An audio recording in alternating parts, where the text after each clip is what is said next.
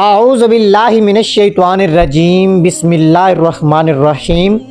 اللہ تبارک و تعالیٰ کے نام سے شروع جو بڑا مہربان اور نہایت رحم و کرم کرنے والا ہے۔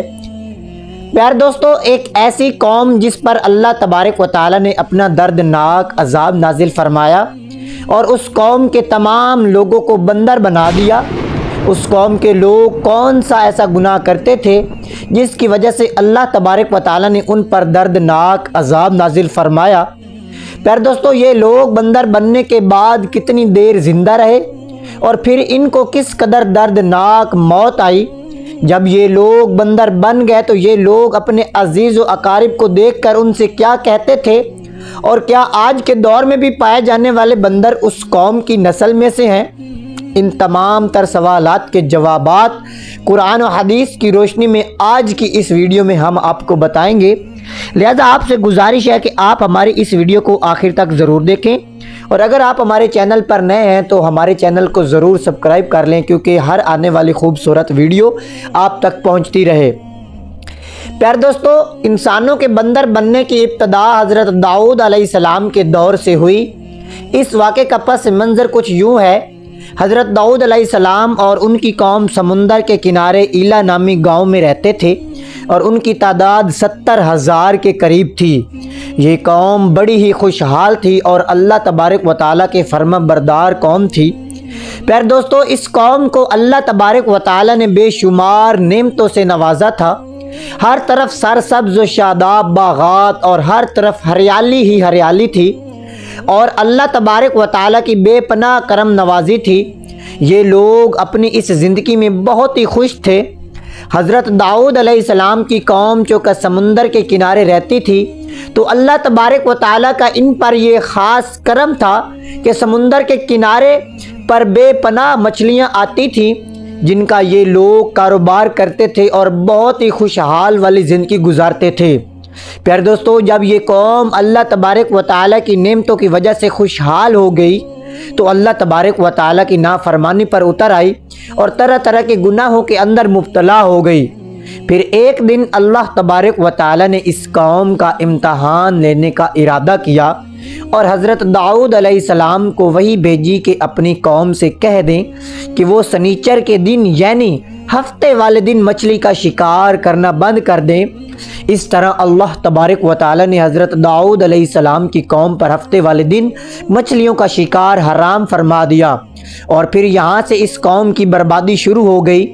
حضرت داؤد علیہ السلام نے اپنی قوم کو بتایا کہ اللہ تبارک و تعالیٰ نے ہفتے والے دن مچھلیوں کے شکار کو حرام قرار دے دیا ہے، تو وہ لوگ بہت ہی زیادہ پریشان ہو گئے اور ساری قوم سر جوڑ کر بیٹھ گئی، کیونکہ ہفتے کا دن ہی وہ دن تھا جس میں مچھلیاں وافر مقدار میں آتی تھیں اور خود بخود کنارے پر آ جاتی تھیں، اور باقی دن ایسے تھے کہ بہت کم اور نہ ہونے کے برابر مچھلیاں پکڑی جاتی تھیں۔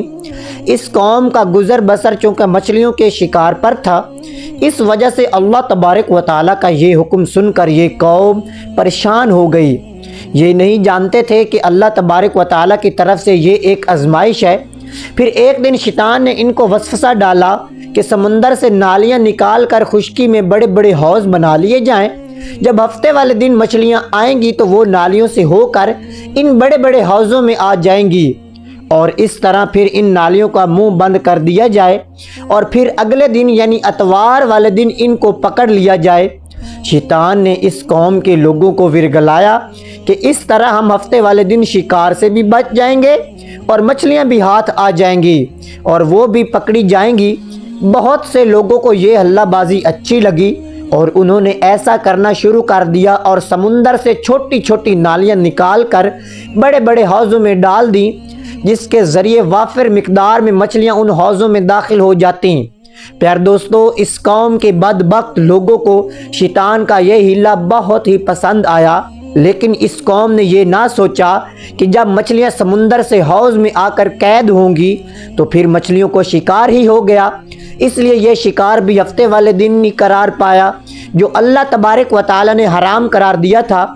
پیارے دوستو، اس موقع پر یہودیوں کے 3 گروہ ہو گئے۔ کچھ لوگ ایسے تھے جو شکار کے اس شیطانی حلے سے منع کرتے تھے اور ناراض و بیزار ہو کر شکار سے باز رہے، اور کچھ لوگ اس کام کو دل و جان سے برا جان کر خاموش رہے، لیکن انہوں نے شکار نہ کیا اور دوسروں کو منع بھی نہ کرتے تھے، بلکہ یہ لوگ منع کرنے والوں سے یہ کہتے تھے کہ تم لوگ ایسی قوم کو نصیحت کرتے ہو جنہیں اللہ تبارک و تعالی ان قریب ہلاک کرنے والا ہے اور ان پر اپنا دردناک عذاب نازل فرمانے والا ہے۔ اور اس قوم کے کچھ لوگ ایسے تھے جو سرکش اور نافرمان لوگ تھے، جنہوں نے اللہ تبارک و تعالیٰ کے حکم کا اعلانیہ مخالفت کی تھی اور شیطان کے حلے بازی کو مان کر ہفتے والے دن شکار کرنے لگے۔ یہ لوگ اللہ تبارک و تعالیٰ کے حکم کی خلم خلا مخالفت کرتے اور ہفتے والے دن مچھلیوں کا شکار کر کے ان کو کھایا کرتے اور ساتھ بیچا بھی کرتے۔ پیارے دوستو، حضرت داؤد علیہ السلام کی قوم کے 12,000 ایسے نافرمان افراد تھے جو منع کرنے کے باوجود بھی ہفتے کو ان نالیوں کے ذریعے شکار کرتے رہے۔ حضرت داؤد علیہ السلام نے ان 12,000 نافرمانوں کو اللہ تبارک و تعالیٰ کے عذاب سے ڈرایا کہ وہ اللہ تبارک و تعالیٰ کی اس نافرمانی سے باز آ جائیں، لیکن وہ لوگ باز نہ آئے اور کھلا عام شکار کرنے لگے۔ چنانچہ وہ لوگ جو اس بات کو برا جانتے تھے، ان لوگوں نے اپنے اور اپنے ان نافرمانوں کے درمیان ایک دیوار کھڑی کر دی، جس کی ایک طرف وہ 12,000 نافرمان رہتے تھے اور دوسری طرف وہ لوگ تھے جو شکار سے باز رہے۔ حضرت داؤد علیہ السلام نے اپنے اس قوم کے نافرمانوں کو بارہا سمجھایا، لیکن یہ لوگ اپنی نافرمانی سے باز نہ آئے اور اس طرح اللہ تبارک و تعالیٰ کی نافرمانی کرتے رہے اور شکار کرتے رہے۔ پھر ایک دن حضرت داؤد علیہ السلام نے غضبناک ہو کر شکار کرنے والوں پر لعنت فرما دی۔ پیارے دوستو، اس کا اثر یہ ہوا کہ ایک دن خطا کاروں میں سے کوئی بھی اپنے گھر سے باہر نہ نکلا۔ یہ منظر دیکھ کر کچھ لوگ ان کی دیواروں پر چڑھ گئے تاکہ معلوم ہو سکے کہ وہ لوگ کس حال میں ہیں۔ جب ان لوگوں نے ان نافرمانوں کو دیکھا تو وہ سب کے سب بندر کی صورت میں مسخ ہو چکے تھے۔ اللہ تبارک و تعالیٰ نے ان کی نافرمانی کی وجہ سے ان پر اپنا دردناک عذاب نازل فرمایا اور ان کو انسانوں سے بندر بنا دیا۔ جب لوگ ان مجرموں کا دروازہ کھول کر ان کے گھر میں داخل ہوئے تو وہ بندر اپنے رشتہ داروں کو پہچانتے تھے اور ان کے پاس آ کر ان کے کپڑوں کو سونگھتے تھے اور زاروں قطار روتے تھے۔ پیارے دوستو، لیکن وہ کچھ بول نہ سکتے تھے۔ اللہ تبارک و تعالیٰ کے ان نافرمان بندر بن جانے والے لوگوں کی تعداد 12,000 تھی اور ان 12,000 لوگوں نے اللہ تبارک و تعالیٰ کی نافرمانی کی اور اللہ تبارک و تعالیٰ نے ان کو بندر بنا دیا، جس طرح کہ اللہ تبارک و تعالیٰ سورۃ بقرہ میں ارشاد فرماتا ہے، اور بے شک ضرور تمہیں معلوم ہے تم میں کہ وہ جنہوں نے ہفتے میں سرکشی کی تو ہم نے ان سے فرمایا کہ ہو جاؤ بندر دھتکارتے ہوئے۔ اس طرح حضرت داؤد علیہ السلام کی قوم کے 12,000 نافرمان لوگ بندر بن گئے۔ یہ لوگ 3 دن تک زندہ رہے تھے اور اس دوران یہ کچھ نہ کھا سکتے اور نہ ہی پی سکتے تھے، بلکہ یوں ہی بھوکے پیاسے سب کے سب ہلاک ہو گئے اور 3 دن کے اندر سب کے سب مارے گئے۔